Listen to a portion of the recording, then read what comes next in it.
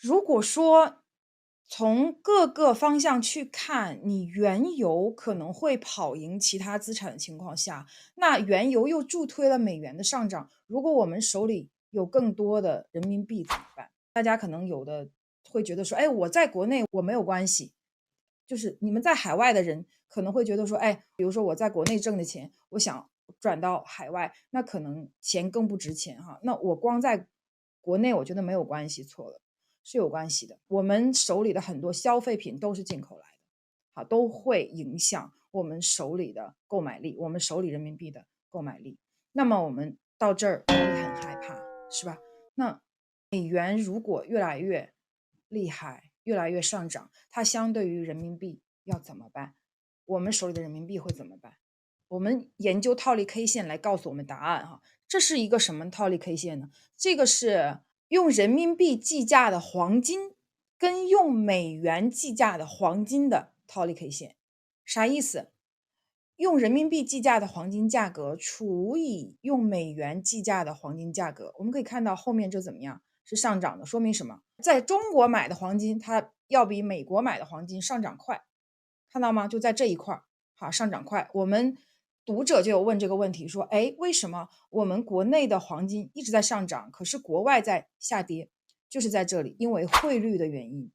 我们往前回溯看哈，这是从08年，这是08年，也就是说过去的15年的一个套利 K 线，可以看到它其实基本上是在一个稳定的区间去波动。那未来会不会说产生说，因为美元已经跟原油正相关了，美元相对于人民币的汇率可能就会美元会更强的情况下，会不会就是说我们超出过去这个范围就往上走，有没有可能？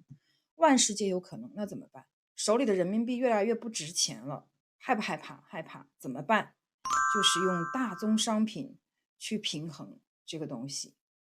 你们想象一下，目前人民币相对于美元是在贬值的，可是如果我们手里是握有黄金或者白银的话，现在你以人民币计价的商品是在大幅度上涨的。别人外盘在下跌，可是我们自己是在上涨的，为什么？因为大宗商品不是你中国的大宗商品，大宗商品是全球的大宗商品，对吧？当你汇率下降的时候，你手里握有的是资产，本质上你去买了大宗商品，你手里握有的是大宗商品，已经不再是人民币了，对吗？那你人民币相对于其他的货币贬值的时候没关系，我大宗商品还是那些大宗商品，它以人民币计价的商品的价格就会涨价，我们就可以赚钱，对吧？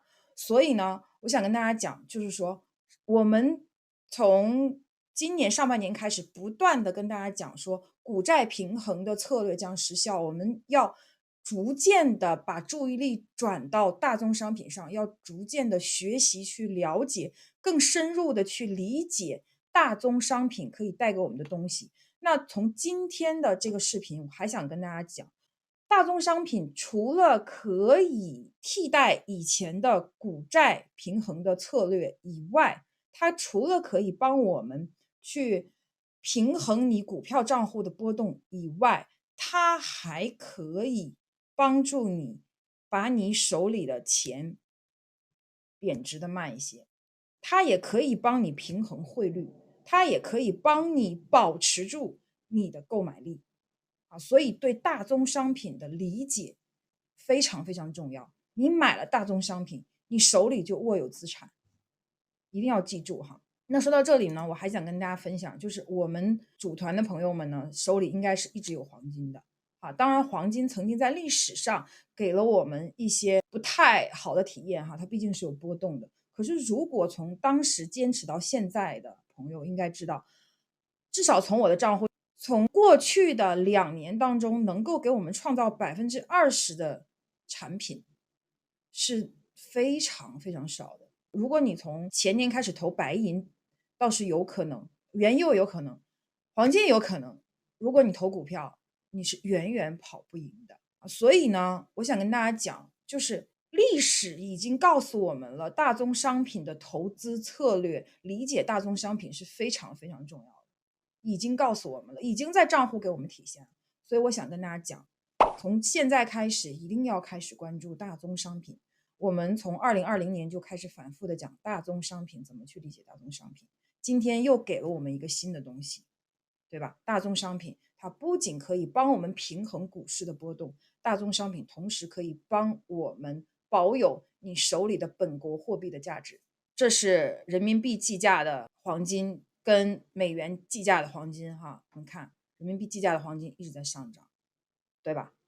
为什么？因为你手里拿的已经不是真正的人民币了，你手里已经拿的是黄金了，对吧？你人民币贬值没关系，你相对于黄金来说，你人民币贬值的话，那黄金的人民币计价就会往上涨，就会赚钱，对吧？所以呢，这个东西呢，我们就可以看出来，往往这种手握大宗商品会给我们带来很多惊喜。这里我写了一句总结哈，大宗商品是全球的大宗商品，投资大宗商品可以对冲掉汇率的波动。